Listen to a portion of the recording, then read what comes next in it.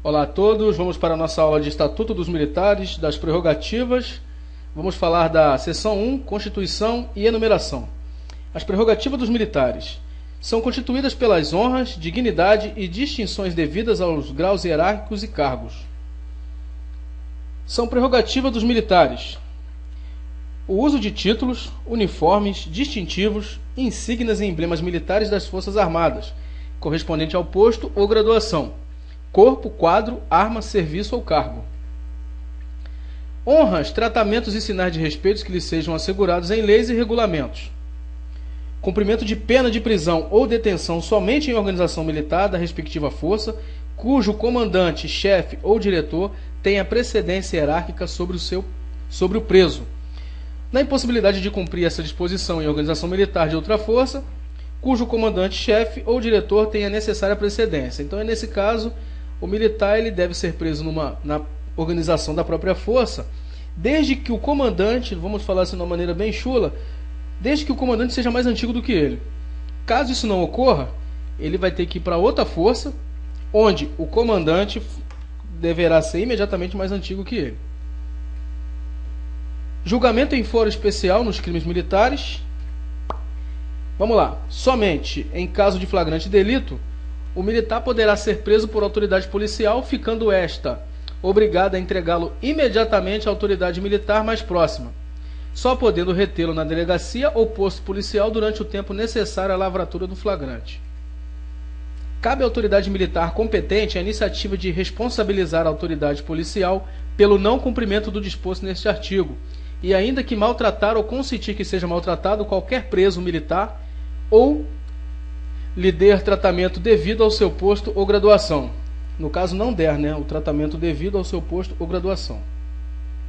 Se durante o processo e julgamento no fórum civil houver perigo de vida para qualquer preso militar, a autoridade militar competente, mediante requisição da autoridade judiciária, mandará guardar os pretórios ou tribunais de força federal. Os militares da ativa, no exercício de suas funções militares, são dispensados do serviço na instituição do júri e do serviço na Justiça Federal. Então não é convocado para aquela justiça lá para ser fiscal em dia de votação e nem fazer parte de júri. Vamos falar agora dos uniformes, seção 2. Os uniformes das Forças Armadas, com seus distintivos, insígnias e emblemas, são privativos dos militares e simbolizam a autoridade militar com as prerrogativas que lhes são inerentes. Constitui crimes previstos na legislação específica o desrespeito aos uniformes, distintivos, insígnias e emblemas militares, bem como o seu uso por quem a não lhe tiver direito. O uso dos uniformes, com seus distintivos, insígnias e emblemas, bem como seus modelos, descrição, composição, peças, acessórios e outras disposições, são estabelecidos na regulamentação específica de cada Força Armada. No nosso caso é o RUMB, É proibido ao militar o uso dos uniformes em manifestação de caráter político-partidária, em atividade não militar no estrangeiro, salvo quando expressamente determinado ou autorizado, e na inatividade, salvo para comparecer às solenidades militares, às cerimônias cívicas comemorativas de datas nacionais ou a atos sociais solenes de caráter particular, desde que autorizado. O oficial na inatividade, quando no cargo de ministro de Estado da Marinha ou do Exército ou da Aeronáutica, poderá usar os mesmos uniformes dos militares da ativa. No caso, o comandante da Marinha ele tem a prerrogativa de usar os uniformes militares, apesar dele ter ido para a reserva remunerada quando ele assumiu o cargo de comandante da Marinha. Os militares na inatividade, cuja conduta possa ser considerada como ofensiva à dignidade da classe, poderão ser definitivamente proibidos de usar uniformes por decisão do ministro da respectiva força singular. O militar fardado tem as obrigações correspondentes ao uniforme que use e aos distintivos, emblemas ou as insígnias que ostente.